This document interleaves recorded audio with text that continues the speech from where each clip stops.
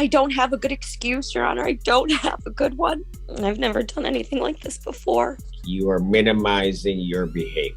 You are not accepting any of this stuff that you done. You drank when you weren't supposed to drink. You didn't make it 10 days from the time of the arraignment, and I put you on that test. I don't want to minimize any of it, and that's why I don't want to give any excuses. I don't want to minimize it. Please, I don't have anyone to take care of my kids. Please, Josh, please. Please. Who would have been taking care of your kids had you killed yourself in the accident? Oh, God. She's back in court again, only 10 days after her last serious charge for driving under the influence. Even though she was placed on probation, she didn't follow the rules and ended up drinking again almost immediately. Her main responsibility was simple: stay sober. Yet she couldn't even make it through 2 weeks without breaking that condition. Now she's standing there offering excuse after excuse, acting as if everything happened by accident. She speaks as though none of it was really her choice, even though it clearly was. Judge Simpson listens patiently, but it's obvious from his expression that he isn't convinced by her story. What makes this situation so surprising is how casually she treats probation, as if it's optional rather than a direct court order. Instead of taking responsibility, she seems focused on talking her way out of trouble. So what do you think? Does her explanation sound believable? Or is she just trying to avoid the consequences?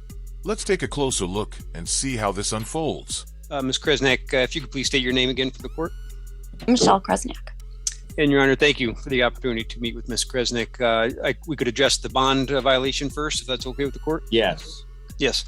Your Honor, I did go over that with Ms. Kresnak, and she was aware of it, Your Honor. She had already been in communication with Community Correction. She's taking it extremely seriously, Judge. I explained her options, and she wishes to admit to the violations, and then I could say some words on her behalf in regards to what the court may do. All right. She admits to the violations. Go ahead. What do you want to say about this? Because that's a rather high level. It is, Judge.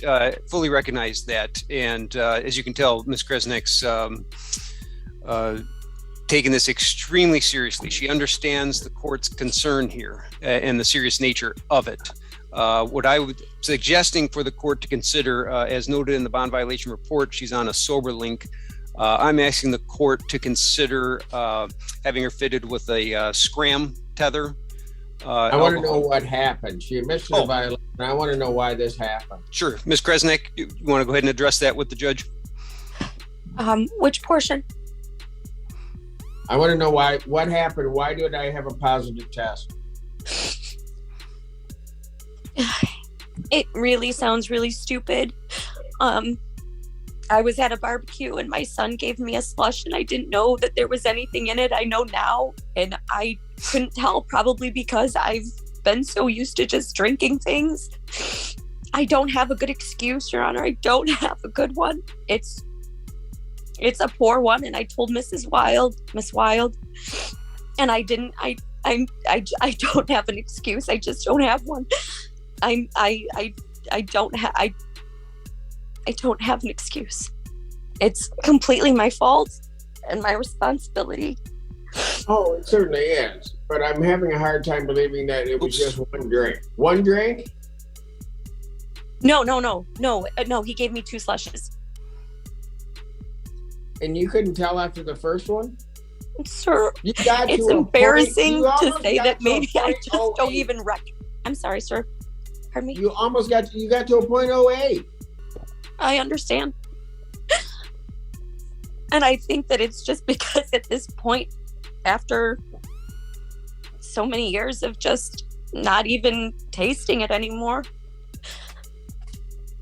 And Your Honor, you know what? She's going to have to give me something better than that, because I'm going to tell you what, Mr. Gallagher. The problem I'm having is, presumably, it's at least the time that she's been arraigned, since the beginning of this month, she hasn't had anything to drink. But the reality is, I arraigned her on April 6th. She didn't make it 10 days. Understood. Before we detect alcohol. And, by the way, it's not like I have an 03 where somebody may have taken one drink. She's at an 08, effectively.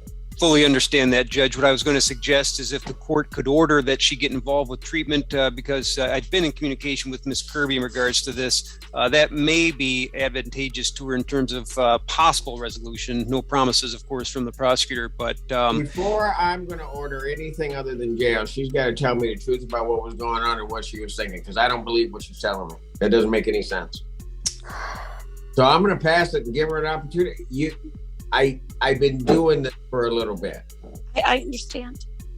And what she's telling me, that doesn't make any sense.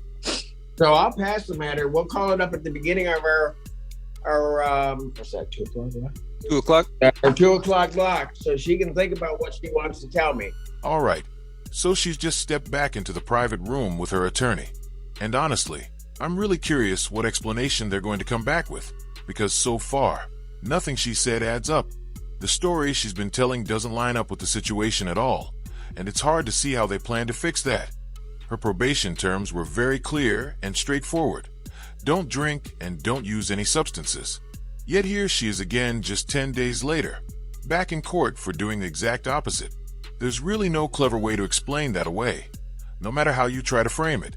The rules weren't confusing, and the timeline speaks for itself. Judge Simpson already looks like he's run out of patience, too. When a judge gives off that kind of energy, it usually means they're not impressed and are simply waiting to see what you'll say next. At that point, talking more can sometimes make things worse instead of better. I honestly have no idea what her lawyer plans to bring forward. But if it's anything like the earlier explanation, this may not go well. Courts don't accept the "it just happened" line when the evidence clearly says otherwise. Probation isn't a casual promise. It's an agreement you accepted. Break it this quickly, and the court has little reason to trust you again. So what do you think? Will the lawyer come up with something convincing? Or is this situation already heading in the wrong direction? James Gallagher, Assistant Public Defender on behalf of Ms. Kresnick. And Ms. Kresnick, if you could please state your name for the judge. Sure, Michelle Kresnick. I'm having a hard time hearing. My volume's all the way up, so I keep putting the phone to my ear. Okay. And Judge, I did have some further discussion with her. I think she does have some additional information for the court. I probably thought so. Ma'am, what do you want to tell me? I did suspect there was something in there. And you kept drinking. Also, I'm sorry. Go ahead. I'm sorry, I didn't hear you. No, go ahead. Oh. I'll let you finish. I also wanted to tell you that after this happened back in October, November, I did go to my doctor and I asked for something to help be better. Obviously, I know that there's consequences to what I did, but I want to be better, not only just to not be in trouble, but I wanted to be better for myself and for my kids. So I did get a prescription for naltrexone to curb any cravings or anything like that. So I have been taking that since November, and I have been attending AA meetings with my girlfriend down the street. So I have been proactively trying to be better with all of those things. I have started a new job just recently, and I've never done anything like this before. And I'm really sorry. Treasurer, tell me why I shouldn't send you to jail.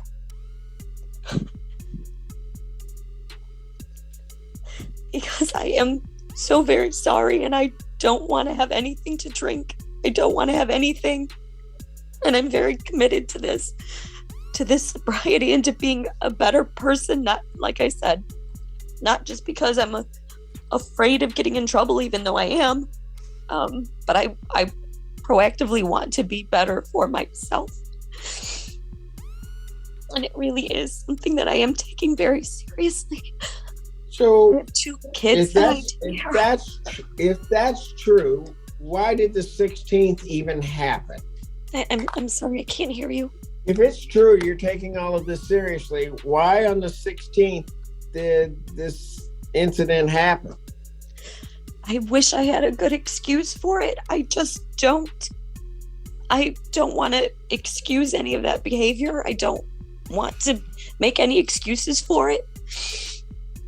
Just that it's It is not going to happen again.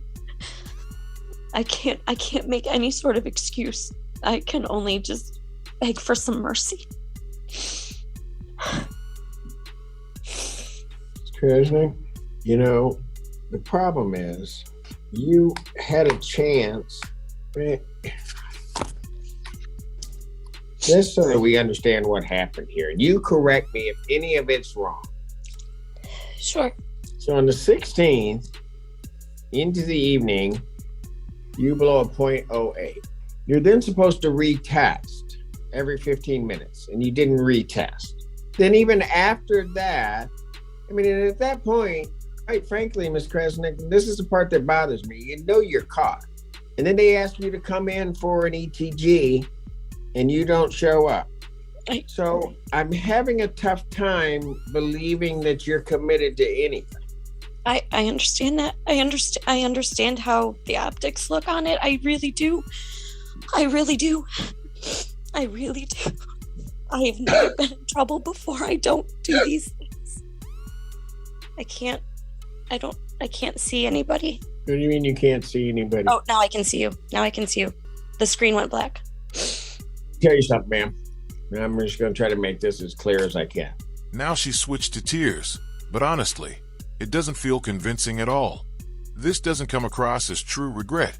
It looks more like fear after realizing she's been caught. Judge Simpson has seen emotional displays like this countless times, and experienced judges can usually tell the difference right away. When a judge senses that the emotion isn't genuine, it often has the opposite effect. Instead of helping, it can make the situation worse. What really stands out is how she's trying to frame everything as a simple misunderstanding, when in reality, this was a clear choice followed by dishonest explanations. That pattern makes it harder for anyone to trust her words, now that if she truly respected the opportunity she was given, she would have been honest from the very beginning. Even if her emotions are sincere, they don't erase the fact that she violated the rules almost immediately.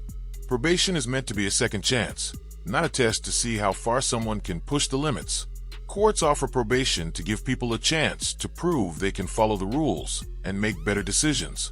When that chance is ignored so quickly, the court often responds with stricter consequences. And judging by the way Judge Simpson is watching her right now, it already seems like he's questioning whether probation will work at all. So, what do you think? Has she reached the point where more serious consequences are inevitable? Even in everything you're saying, you are minimizing your behavior. You are not accepting any of this stuff that you've done on this. You had numerous opportunities, even before this gets to me, to kind of come clean, kind of deal with it, take the test, just accept it. When I first asked you the question about you knowing, and you went in with your attorney, presumably when you came out, you really kind of lied to me then that, yeah, okay, I drank this, but I didn't know. And so every chance you get, you just either minimize your behavior or you just say, well, I didn't do this. Now, here's the thing that I also know. You're also telling me, well, I don't do this, I don't get in trouble, this is my... The cold-hearted reality is, this is just the first time you've been caught. You didn't just all of a sudden do something wrong and then this just happened.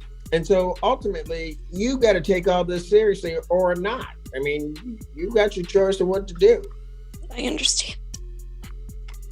But you also can't minimize it. You can't just say, I'm not going to do this. You didn't, think about this for a moment. You tested pot, you drank when you weren't supposed to drink. You didn't make it 10 days from the time of the arraignment and I put you on that test. You didn't make it 10 days. So don't talk to me about any type of medication that you got back in November, because obviously you're not using it properly because you didn't make it 10 days. Then at the 10th day, when you blow, you then decide, well, I'm still going to try to cover up because I won't then follow the instructions that they gave me that I have to retest a positive blow. And so you didn't do that.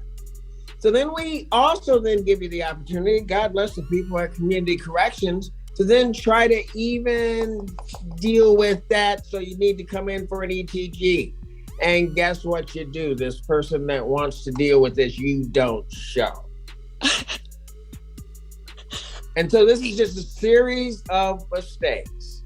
It is. It absolutely is. And I don't want to minimize any of it. And that's why I don't want to give any excuses. I don't want to minimize it. It is super You started with excuses. You started with excuses. I listened very closely to what your counsel said and what you said. Oh, my kid gave me the drink. Okay, they went there and got you the drink. And if you're going to tell me you didn't know what you were drinking, I don't believe you. You started the whole scenario that way. Problem is, your case is such that, at least as alleged, that you were almost a .20. You had an accident. And so if I just accept what you're saying, that at some point, what's going to happen is, you know what? You're going to feel that it's okay just to get into a vehicle, and at some point you're going to take somebody out. Not happening on my watch. Yes, you are. That's what happens. No, I understand. I understand that that's what happens. And then what would happen is that you'd give some excuse. No. Just like today. Yes. It's my fault. Yes. 100% just my like fault. today. Pardon me? Just like today, you would be giving some excuse. No, I don't have any excuses. So on the violation, you're right, you don't.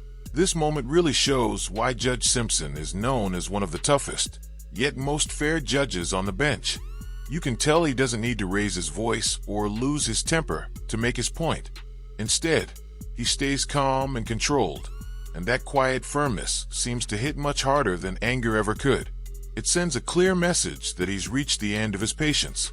What makes his approach so effective is how calmly he lays out the reality of the situation. There's no arguing, no debating, and no room left for excuses. You can almost see the panic setting in as she realizes that the chances she thought she had are slipping away. His steady tone makes it obvious that he's done listening and ready to act. She may have believed she could work around the system, but every minute in that room is making it clear that serious consequences are coming. And honestly, it makes sense. If she couldn't follow the rules for even 10 days, there's no reason to believe things would improve over the next year. Giving her more flexibility would likely lead to the same outcome all over again. Probation is an opportunity, not a guarantee. Once that trust is broken, the court isn't focused on sympathy anymore. It's focused on accountability. That's exactly what's happening here. And you can see her starting to understand it. While confinement may not solve her deeper issues, it does provide a firm wake-up call that probation clearly failed to deliver. And Judge, I would just... I've just got them all down. Go ahead, Mr. Gallagher. What do you want to tell me? Well, I was just going to say, Judge, and I've been practicing for a while, and this court's been on the bench for a very long time. But I think that this is someone who's obviously struggling, and one of those first steps is acknowledging that they do have an alcohol addiction issue. And I think some of the reactions that we saw from Ms. Kresnik are very common of someone in those beginning stages that kind of denying or playing off that they don't have a problem, when in actuality they do. And I think she's coming to that realization just in my conversations with her and in hearing her in court here today. I would just ask the court to take that into consideration. Well, I'm taking it into consideration. Okay, Judge. I mean, she's done better maybe than some. Right. Right. What I'm going to do, ma'am, is I'm going to order this. It's now 2:30. I'm going to order that you report to the Washtenaw County Jail by 6 p.m. today. You will serve, instead of the 5 days, I will give you some benefit, and you are to serve 3 days in the Washtenaw County Jail. Upon your release from the Washtenaw County Jail, you will then be reported over to Community Corrections. Your sober link will be switched out, and you will be placed on a scram tether. We will be monitoring you 24/7. Understand, sir? I just Going started to a new give you job on one. Monday. I'm sorry. I just started a new job on Monday. I'll lose my job. 6 p.m. today.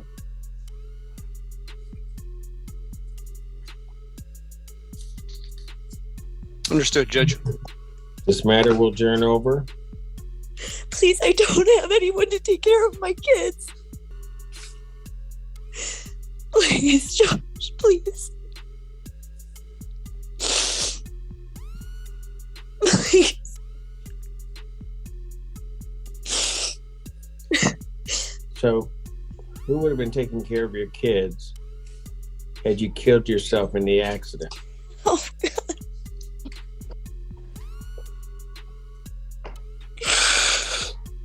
This adjourns out to 5/18/2022, 9 a.m., 6 p.m. Thank you. Thank you, Judge. She ended up with 3 days in custody. And honestly, that feels pretty light given how openly she ignored the court's rules and showed little respect for the process. What really made the situation worse was her attempt to shift